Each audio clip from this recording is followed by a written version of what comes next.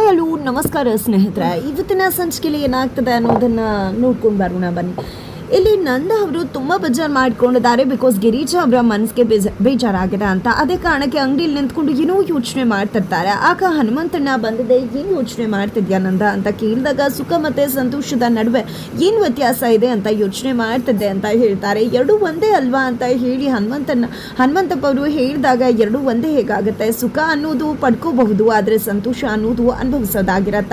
ನನ್ನ ಗಿರಿಜಾಗೆ ಜಸ್ಟ್ ಸುಖ ಮಾತ್ರ ಕೊಟ್ಟಿದ್ದೀನಿ, ಮನೆ ಕಟ್ಟೋದು ಅದು ಇದು ಅಂತ ಹೇಳಿ. ಅದನ್ನ ಬಿಟ್ಟು ಸಂತೋಷ ಅವಳಿಗೆ ಸಿಕ್ಕೇ ಇಲ್ಲ. ಅವಳ ಸಂತೋಷ ಯಾವತ್ತಿದ್ರೂ ಕೂಡ ತವರ್ ಮನೆಯಲ್ಲೇ ಇದೆ. ಆದರೆ ತವರ್ ಮನೆ ಅನ್ನೋದೇ ಅವಳ ಪಾಲ್ಗಿಲ್ಲ. ಯಾವಾಗಲೂ ಆ ದುಃಖವನ್ನು ನಾನು ಅವಳ ಮುಖದಲ್ಲಿ ನೋಡಿದ್ದೀನಿ, ಆದರೆ ನಾನು ಏನೂ ಮಾಡೋಕ್ಕಾಗದೇ ಇರೋ ಪರಿಸ್ಥಿತಿಲಿದ್ದೀನಿ ಅಂತ ಹೇಳ್ತಾರೆ. ಯಾಕೆ ಏನಾಯಿತು ಅಂತ ಹೇಳಿ ಹನುಮಂತಪ್ಪರು ಕೇಳಿದಾಗ ಇವತ್ತು ಅವರ ಅಮ್ಮನ ಅವರಣ್ಣ ಚಂದ್ರಕಾಂತ ಎಳ್ಕೊಂಡು ಬಂದು ನಮ್ಮ ಮನೆಗೆ ಬಿಡೋಕೆ ಬಂದರು. ಆಗ ಗಿರಿಜಾ ಮುಖದಲ್ಲಿ ನಿಜವಾಗ್ಲೂ ಖುಷಿ ಇತ್ತು. ಇಲ್ಲೇ ತನ್ನ ತಾಯಿಯನ್ನು ತಾನು ಕರ್ಕೊಂಡು ಹೋಗ್ತಿದ್ದೀನಿ ಅನ್ನೋ ಖುಷಿ ಇತ್ತು. ಆದರೆ ಅದು ಒಂದೇ ಕ್ಷಣಕ್ಕೆ ನುಚ್ಚುನೂರಾಗೋಯ್ತು. ಯಾಕಂದರೆ ಸೂರ್ಯಕಾಂತ್ ಬಂದು ಅವರಮ್ಮನ ಕರ್ಕೊಂಡು ಹೋಗ್ಬಿಟ್ರು. ಅವರಮ್ಮ ಯಾವುದೇ ರೀತಿ ತಪ್ಪು ಮಾಡಿರಲಿಲ್ಲ. ಜಸ್ಟ್ ಗಿರಿಜಾನ ಮನೆಗೆ ಸೇರಿಸ್ಕೋಬಹುದಲ್ವಾ, ಅವ್ರ ಜೊತೆ ಒಂದಾಗಬಹುದಲ್ವಾ ಅಂತ ಹೇಳಿದ್ದಕ್ಕೆ ಅವರ ಅಣ್ಣ ಅವರನ್ನು ಮನೆಯಿಂದ ಕಳಿಸ್ತಾ ಇದ್ರು. ಗಿರಿಜಾ ತುಂಬಾ ಖುಷಿಯಾಗಿದ್ಲು. ಆದರೆ ಖುಷಿ ಎಲ್ಲವೂ ಕೂಡ ಮಣ್ಣು ಪಾಲಾಗೋಯ್ತು. ನಿಜವಾಗ್ಲೂ ಗಿರಿಜಾ ಮನಸ್ಸಿಗೆ ಹೇಗೆ ಸಮಾಧಾನ ಮಾಡಬೇಕು ಅನ್ನೋದೇ ನನಗೆ ಅರ್ಥ ಆಗ್ತಿಲ್ಲ. ಆದರೆ ಗಿರಿಜಾನ ಆ ರೀತಿ ನನ್ನಿಂದ ನೋಡೋಕ್ಕಾಗೋದಿಲ್ಲ. ಹೇಗಾದರೂ ಮಾಡಿ ನಾನು ಅವಳನ್ನು ಸಮಾಧಾನ ಮಾಡಲೇಬೇಕು ಅಂತ ಹೇಳಿ ನಂದವರು ಯೋಚನೆ ಮಾಡ್ತಾರೆ.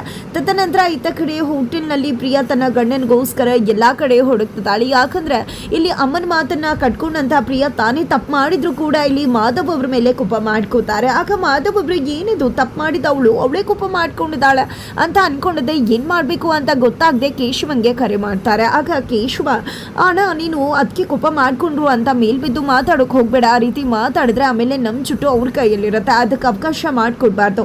ಹಾಗಾಗಿ ನೀನೇ ಹೋಗಿ ಮಲ್ಕೊಂಬಿಡು, ಮಾತಾಡೋಕ್ಕೆ ಹೋಗಬೇಡ ಅಂತ ಹೇಳಿ ಕೇಶವ ಹೇಳ್ಕೊಡ್ತಾರೆ. ಅದೇ ರೀತಿಯಲ್ಲಿ ಮಾಧವ ಕೂಡ ಮಾಡ್ತಿದ್ದಾರೆ. ಆದರೆ ಇಲ್ಲಿ ಪ್ರಿಯಾನ್ ಮುಖಾನ ನೋಡಿದ್ರೆ ನಿಜಕ್ಕೂ ಮಾಧವಂಗೆ ತಪ್ಪು ಮಾಡ್ತಿದ್ದೀನಿ ಅಂತ ಅನ್ನಿಸ್ಬಿಡುತ್ತೆ.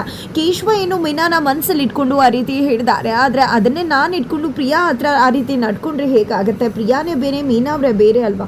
ಇಲ್ಲ, ನಾನು ಪ್ರಿಯಾ ಜೊತೆ ಹೋಗಿ ಮಾತನಾಡ್ಬಿಡ್ತೀನಿ ಅಂತ ಮಾಧವ ಅನ್ಕೋತಾರೆ. ಬಟ್ ಬೇಡ ಸರ್ಪ್ರೈಸ್ ಕೊಡೋಣ ಅಂತ ಅನ್ಕೊಂಡಿದ್ದೆ. ಸರ್ಪ್ರೈಸ್ ಕೊಡಲಿಕ್ಕೆ ಅಂತ ಹೋಗ್ತಾರೆ. ಆದರೆ ಪ್ರಿಯಾ ಮಾತ್ರ ತನ್ನ ಗಂಡ ಎಲ್ಲೂ ಕಾಡಿಸ್ತಿಲ್ಲ ಅಂತ ಹುಡುಕ್ತಾ ರಿಸೆಪ್ಷನಿಸ್ಟ್ ಹತ್ರನೇ ಹೋಗ್ಬಿಡ್ತಾಳೆ. ನನ್ನ ಗಂಡ ನೆನ್ನೆ ನಾನು ಅವರು ಚೆಕ್-ಇನ್ ಆದ್ವಲ್ವಾ, ನೋಡಿದ್ರೆ ಅಲ್ವಾ, ಅವ್ರು ಎಲ್ಲಾದರೂ ನೋಡಿದ್ರ ಇಲ್ಲಿ ಅಂತ ಕೇಳಿದಾಗ ನೀವು ಪ್ರಿಯಾ ಅಲ್ವಾ, ಒಂದು ನಿಮಿಷ ಅಂತ ಹೇಳಿ ಚಾಕ್ಲೇಟ್ ಮತ್ತು ರೋಸನ್ನು ತಂದು ಐ ಲವ್ ಯು ಪ್ರಿಯಾ ಅಂತ ಹೇಳ್ತಾರೆ. ಇದನ್ನು ನೋಡಿದೆ ತಬ್ಬಿಬ್ಬಾಗ್ಬಿಡುತ್ತೆ ಪ್ರಿಯಾಗೆ. ಹಾಗಾಗಿ ಹೊರಗಡೆ ಬಂದಿದೆ, ಎಲ್ಲ ಕಡೆ ಹುಡುಕ್ತಾಳೆ. ಆಗ ಯಾರೋ ಒಬ್ರು ಕಸ ಗುಡಿಸ್ತಿರ್ತಾರೆ. ಅವ್ರ ಹತ್ರ ಹೋಗಿದ್ದೆ, ನನ್ನ ಗಂಡ ಉದ್ದಕ್ಕಿದ್ದಾರೆ, ಅವ್ರನ್ನ ನೋಡಿದ್ರೆ ಅಂದಾಗ ನೀನು ಪ್ರಿಯಾ ಅಲ್ವಮ್ಮ, ಬಂದೇ ಇರು ಅಂತ ಹೇಳಿ ಹೋಗಿದ್ದೆ. ಮತ್ತು ಅವರು ಕೂಡ ಚಾಕ್ಲೇಟ್ ಮತ್ತು ರೋಸನ್ನು ತಂದು ಐ ಲವ್ ಯು ಪ್ರಿಯಾ ಅಂತ ಹೇಳಿ ಕೊಡ್ತಾರೆ. ನಿಜಕ್ಕೂ ಪ್ರಿಯಾಗೆ ಅದನ್ನೆಲ್ಲ ನೋಡಿ ಅಚ್ಚರಿ ಆಗ್ತದೆ. ನಂತರ ಮತ್ತೊಬ್ಬರ ಹತ್ರ ಗಿಡ ಕಟ್ ಮಾಡೋರ ಹತ್ರ ಹೋಗ್ತಾರೆ. ಅವ್ರ ಹತ್ರ ಕೂಡ ಹೋಗಿದ್ದೆ. ತನ್ನ ಗಂಡನ ಬಗ್ಗೆ ವಿಚಾರಿಸಿದಾಗ ಇರಮ್ಮ ನೀನೇ ಅಲ್ವಾ ಪ್ರಿಯಾ ಅಂತ ಹೇಳಿ ಅವರು ಕೂಡ ಹೋಗಿದ್ದೆ. ಚಾಕ್ಲೇಟ್ ಮತ್ತು ಫ್ಲವರನ್ನು ತಂದು ಕೊಟ್ಟಿದ್ದ. ಐ ಲವ್ ಯು ಪ್ರಿಯಾ ಅಂತ ಹೇಳಿ ಒಂದು ಲೆಟರನ್ನು ಕೂಡ ಕೊಡ್ತಾರೆ. ಒಂದು ಲೆಟರಲ್ಲಿ ಮಾಧವ್ ಒಬ್ರು ಪ್ರಿಯಾಗೆ ಬರೆದಿರೋ ಲೆಟರ್ ಇರುತ್ತೆ. ಆ ಒಂದು ಲೆಟರ್ನಲ್ಲಿ ಪ್ರೀತಿಯಿಂದ ಪ್ರಿಯಾ ಮೇಲೆ ಇರ್ತಕ್ಕಂಥ ಒಂದು ಪ್ರೀತಿಯನ್ನು ವ್ಯಕ್ತಪಡಿಸಿರ್ತಾರೆ ಮಾಧವ್ ಒಬ್ರು. ಜೊತೆಗೆ ರೆಸ್ಟೋರೆಂಟ್ಗೆ ಬಾ ಅಂತ ಕೂಡ ಮೆಸೇಜನ್ನು ಕೊಟ್ಟಿರ್ತಾರೆ. ಹಾಗಾಗಿ ಪ್ರಿಯಾ ರೆಸ್ಟೋರೆಂಟ್ಗೆ ಹೋಗ್ತಾಳೆ. ಅಲ್ಲಿ ಯಾರೂ ಕೂಡ ಇರುವುದಿಲ್ಲ.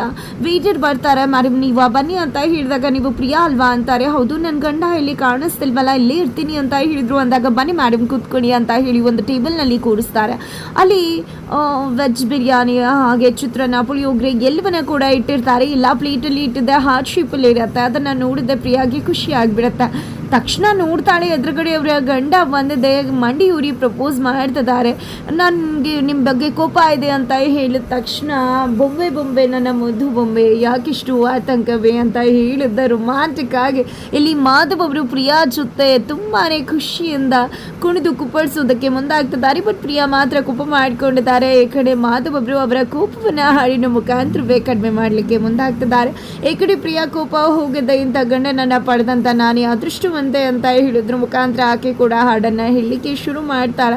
ಇವರಿಬ್ಬರ ಒಂದು ಕಾಂಬಿನೇಷನ್ ಮಸ್ತ್ ಆಗಿರುತ್ತೆ ಅಂತಾನೆ ಹೇಳ್ಬೋದು. ಇದ್ದ ಕಡೆ ಅಮ್ಮ ತುಂಬ ಬೇಜಾರು ಮಾಡಿಕೊಂಡು ಅಳ್ತಿರ್ತಾಳೆ.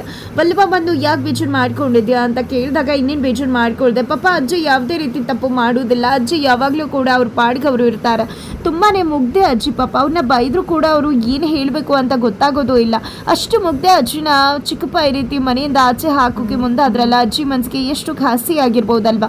ಅಜ್ಜಿಯನ್ನ ಸಮಾಧಾನ ಮಾಡಲಿಕ್ಕೆ ಅಲ್ಲಿ ಯಾರೂ ಇಲ್ಲ ಅಮ್ಮನ ಬಿಟ್ಟು ಅಂದಾಗ, ಅಮ್ಮ ಆದರೂ ಇದಾರಲ್ವ, ನೀನು ಬೇಜಾರು ಮಾಡ್ಕೋಬೇಡ ಅಮ್ಮ, ಈಗ ನೀನು ಬೇಜಾರು ಮಾಡಿಕೊಂಡು ನಾನು ನಿನ್ನನ್ನು ಅಲ್ಲಿ ಕಳಿಸಿ ಅಲ್ಲಿ ನೀನು ಹೋಗಿ ಸಮಾಧಾನ ಮಾಡಿ ಆನಂತರ ನಿಮ್ಮಪ್ಪನ ಕೈಗೆ ಸಿಕ್ಬಿದ್ದು ಆನಂತರ ಆ ವಿಷಯ ನಮ್ಮ ಅಪ್ಪಂಗೆ ಗೊತ್ತಾಗಿ ನಂತರ ನಾನು ಮನೆಯಿಂದ ಆಚೆ ಹೋಗಿ ಟೆಂಟ್ ಹಾಕ್ಕೊಂಡಿರ್ಬೇಕಾಗತ್ತೆ ಅಂತ ಹೇಳಿ ವಲ್ಲಭ ಹೇಳ್ತಿದ್ದಾಗೆ ನಗೋಕ್ಕೆ ಶುರು ಮಾಡ್ತಾಳೆ. ಅಮ್ಮ ಯಾವಾಗಲೂ ನೀನು ಹೀಗೆ ನಗ್ತಾ ಇರಬೇಕು, ಏನು ಯೋಚನೆ ಮಾಡಬೇಡ ನೀನು, ನಾನು ಹೇಗೆ ನಿನಗೆ ಸಮಾಧಾನ ಮಾಡ್ತಿದ್ದೀನೋ ಅದೇ ರೀತಿ ನಿನ್ನಮ್ಮ ಕೂಡ ನಿಮ್ಮ ಅಜ್ಜಿಗೆ ಸಮಾಧಾನ ಮಾಡ್ತಾರೆ ಅಂತ ಹೇಳಿ ಸಾವಧಾನ ಮಾಡ್ತಾರೆ. ಮತ್ತೆ ಬೆಳಿಗ್ಗೆ ಆಗ್ತಿದ್ದಾಗೆ ಇಬ್ಬರು ಕೂಡ ಗಲಾಟೆ ಮಾಡ್ಕೊಳ್ಳೋಕೆ ಶುರು ಮಾಡ್ಕೊಂಡಿದ್ದಾರೆ, ಕೋಳಿ ಜಗಳ ಶುರು ಮಾಡ್ಕೊಂಡಿದ್ದಾರೆ. ಈ ಕಡೆ ಅಮ್ಮನ ನಿಮ್ಮಪ್ಪ ನಿನಗೆ ಚೆನ್ನಾಗಿ ತುಪ್ಪ ತಿನ್ನಿಸಿ ಕೊಬ್ಬಲ್ಲಿ ಬೆಳೆಸ್ಬಿಟ್ಟಿದ್ದಾರೆ, ಕೊಬ್ಬು ಜಾಸ್ತಿ ಆಗ್ಬಿಟ್ಟಿದೆ ನಿನಗೆ ಅಂತ ಹೇಳಿ ವಲ್ಲಭ ಹೇಳಿದರೆ, ಏನೋ ಮಾತಾಡ್ತಿದ್ಯಾ ನೀನು, ಸುಮ್ಮನೆ ರೀತಿ ಅಲ್ಲ, ನಮ್ಮ ಅಪ್ಪನ್ನೆಲ್ಲ ತರಬೇಡ ನೀನು ಹಾಗೆ ಹೀಗೆ ಅಂತ ಅಮ್ಮ ಕೂಡ ಹೇಳ್ತಿದ್ದಾರೆ. ಈ ಕಡೆ ಇವರಿಬ್ರು ಜಗಳ ಮಾಡ್ತಾ ಇದ್ರೆ ಆ ಕಡೆ ನಂದ ಅವರು ಗಿರೀಶ್ ಅವರು ಬರೋದನ್ನೇ ಕಾಯ್ತಿರ್ತಾರೆ. ಗಿರೀಶ ಬಾಯ್ಲಿ ಅಂದಾಗ ಏನಾದರೂ ಬೇಕಿತ್ತ ತಂದುಕೊಡ್ಲಾ ಅಂತ ಗಿರೀಶ್ ಅವರು ಕೇಳೋದಕ್ಕೆ ನನಗೆ ನೀನೇ ಬೇಕಿತ್ತು ಗಿರೀಶ ಅಂತ ನಂದವರು ಹೇಳಿದ ತಕ್ಷಣ ನಿಜಕ್ಕೂ ಗಿರೀಶ್ ಅವ್ರಿಗೆ ಅಚ್ಚರಿ ಆಗ್ಬಿಡುತ್ತೆ, ಏನಪ್ಪಾ ಇದು ನಂದವರು ಈ ರೀತಿ ಮಾತಾಡ್ತಿದ್ದಾರೆ ಅಂತ, ಏನು ಹೇಳ್ತಿದ್ರ ನೀವು ಅಂದಾಗ ನಾನು ನಿಜನೇ ಹೇಳ್ತಿದ್ದೇನೆ ಗಿರೀಶ, ನನಗೆ ನೀನೇ ಬೇಕಿತ್ತು ಅಂತ ಹೇಳ್ತಾರೆ. ನಂತರ ನಾನು ನೀನು ಇವತ್ತು ಹೊರಗಡೆ ಹೋಗಿ ಬರೋಣ ಅಂತ ಹೇಳಿದಾಗ, ಹೊರಗಡೆ ಹೋಗೋದ ಮನೆಯವ್ರು ಎಲ್ಲರೂ ಕೂಡ ಒಟ್ಟಿಗೆ ಹೋಗೋಣ ಅಂತ ಹೇಳ್ತಾರೆ ಗಿರೀಶ್ ಅವರು. ಅಯ್ಯೋ ಒಟ್ಟಿಗೆ ಹೋಗೋದಲ್ಲ ಗಿರೀಶ, ನಾನು ನೀನು ಮಾತ್ರ ಹೋಗಿ ಬರೋಣ ಅಂತ ಹೇಳಿದಾಗ, ಸರಿ ಆಯಿತು ನಾನು ಇದೇ ಸೀರಿಯಲ್ ಬಂದ್ಬಿಡ್ತೀನಿ ಅಂದಾಗ, ಸೀರೆ ಚೆನ್ನಾಗಿದೆ ಆದರೆ ತಲೆಗೆ ಹೀಗೆ ಬಟ್ಟೆ ಕಟ್ಕೊಂಡು ಬರ್ತೀಯಾ, ಬಾಚ್ಕೊಡೋದಿಲ್ವಾ ಅಂತ ನಂದವ್ರು ಹೇಳಿದಕ್ಕೆ ಬಾಚ್ಕೊಂಡು ಬಂದ್ಬಿಡ್ತೀನಿ ಅಂತ ಗಿರೀಶ್ ಅವರು ಹೇಳ್ತಾರೆ. ಬೇಡ ಇವತ್ತು ನಾನೇ ನಿನಗೆ ಜಡೆ ಹಾಕ್ತೀನಿ ಬಾ ಅಂತ ಹೇಳಿ ಪ್ರೀತಿಯಿಂದ ಜಡೆ ಹಾಕ್ತಿದ್ದಾರೆ. ಇದನ್ನು ಮೀನಾ ನೋಡದೆ ಹೋಗಿದೆ, ಎಲ್ಲರನ್ನ ಕೂಡ ಕರ್ಕೊಂಡು ಬರ್ತಾರೆ. ಸುಂದರ, ವಲ್ಲಭ, ಅಮ್ಮು ಹಾಗೆ ಕೇಶವ ಎಲ್ಲರೂ ಕೂಡ ರಕ್ಷುವ ಸಮೇತ ಬಂದಿದ್ದ ಅಪ್ಪ ಅಮ್ಮನ ಒಂದು ಬಾಂಧವ್ಯವನ್ನು ನೋಡ್ತಿದ್ದಾರೆ, ಅನ್ಯೋನ್ಯತೆಯನ್ನು ನೋಡ್ತಿದ್ದಾರೆ. ಈ ಕಡೆ ಗಿರೀಶ್ ಅವರು ನಾಚಿ ನೀರಾಗ್ತಾ ಇದ್ರೆ ನಂದವರು ಅವರ ಜಡೆಯನ್ನು ಹೆಣೆಯೋದ್ರ ಮುಖಾಂತರ ತನ್ನ ಹೆಂಡತಿಗೆ ತಲೆ ಬಾಚ್ತಿದ್ದಾರೆ, ಜೊತೆಗೆ ಇಲ್ಲಿ ಹೂವನ್ನು ಕೂಡ ಮಾಡಿಸ್ತಾರೆ. ನಂತರ ಇವರಿಬ್ಬರನ್ನ ನೋಡಿದಂಥ ಮೀನಾ, ವಲ್ಲಭ, ಕೇಶವ ಎಲ್ಲರೂ ಕೂಡ ಹೊರಗಡೆ ಬಂದು ಹಾಗೆ ರೇಗಿಸೋಕೆ ಶುರು ಮಾಡ್ಕೋತಾರೆ. ಇಲ್ಲಿ ನಂದವರು ನನಗೆ ಹೇಳ್ತಿದ್ದಾರೆ ಅನ್ಕೊಳ್ಳೋಷ್ಟೇ ಎಲ್ಲರೂ ಕೂಡ ಸೈಲೆಂಟ್ ಆಗಿಬಿಡ್ತಾರೆ.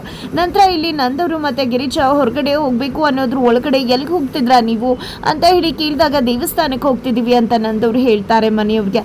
ನಾವು ಕೂಡ ಎಲ್ಲರೂ ಕೂಡ ಬರ್ತೀವಿ ಅಂತ ಮೀನಾ ಎಲ್ಲರೂ ಕೂಡ ಹೇಳಿದಾಗ, ನೀವು ಬರ್ತೀರಾ ಅಂತ ಹೇಳಿ ಗಿರೀಶ ಮತ್ತು ನಂದವರು ಶಾಕ್ ಆಗ್ತಿದ್ದಾರೆ. ಇತ್ತ ಕಡೆ ಪ್ರಿಯಾ ಅಂತೂ ತುಂಬ ಥ್ಯಾಂಕ್ಸ್ ರೀ, ನನಗೆ ಎಷ್ಟು ಖುಷಿ ಆಯಿತು ಗೊತ್ತಾ, ಈ ಸರ್ಪ್ರೈಸನ್ನು ನೋಡಿ ನಂಗೆ ತುಂಬ ಬೇಜಾರಾಗಿತ್ತು, ನೀವು ನನ್ನ ಜೊತೆ ಮಾತಾಡ್ತಿಲ್ಲ ಅಂತ, ತುಂಬ ಗಾಬರಿ ಆಗಿಬಿಟ್ಟಿದ್ದೆ ಅಂದಾಗ, ನಿಂದು ಇನ್ನೂ ತಪ್ಪಿಲ್ಲ ಪ್ರಿಯಾ, ನಾನೇ ನಿನ್ನ ಜೊತೆ ಮುನ್ಸ್ಕೋಬಾರ್ದಿತ್ತು, ಪಾಪ ನಿನಗೆ ಎಷ್ಟು ಬೇಜಾರಾಗಿರತ್ತೆ ಅಲ್ವಾ, ಸರಿ ಆಯಿತು ಬೇಜಾರು ಮಾಡ್ಕೋಬೇಡ, ನಿನಗೆ ನಿನ್ನೆ ಆ ಊಟ ಇಷ್ಟ ಆಗಿಲ್ಲ ಅಂತ ಗೊತ್ತಿತ್ತು, ಅದಕ್ಕೋಸ್ಕರನೇ ಈ ಊಟನೇ ತರಿಸ್ದೆ ನಿನಗೆ ಅಂತ ಹೇಳಿದಾಗ, ಹೌದು ನನಗೆ ತುಂಬಾ ಇಷ್ಟ ಅಂತ ಪ್ರಿಯಾ ಹೇಳ್ತಾರೆ. ಸರಿ ಆಯಿತು ಹೊರಗಡೆ ಹೋಗಿ ಸುತ್ತಾಡ್ಕೊಂಡು ಬರೋಣ ಬಾ ಅಂತ ಹೇಳಿ ಮಾಧವ್ ಅವರು ಪ್ರಿಯಾನ ಕರ್ಕೊಂಡು ಹೋಗ್ತಿದ್ದಾರೆ. ಕಡೆ ಪ್ರಿಯಾ ಆಧಾರ ವಿಷಯ ಏನಾದರೂ ಹೊರಗಡೆ ಬಂತು ಅಂದರೆ, ಮಾಧವ್ ಅವ್ರಿಗೆ ವಿಷಯ ಗೊತ್ತಾಯಿತು ಅಂದರೆ ಖಂಡಿತವಾಗ್ಲೂ ಏನಾಗಬಹುದು ಅನ್ನೋದನ್ನು ತಿಳ್ಕೋಬೇಕು ಅಂದರೆ ಮುಂದಿನ ವಿಡಿಯೋಗೆ ವೀಚ್ ಮಾಡೋದನ್ನು ಮರಿಬೇಕು.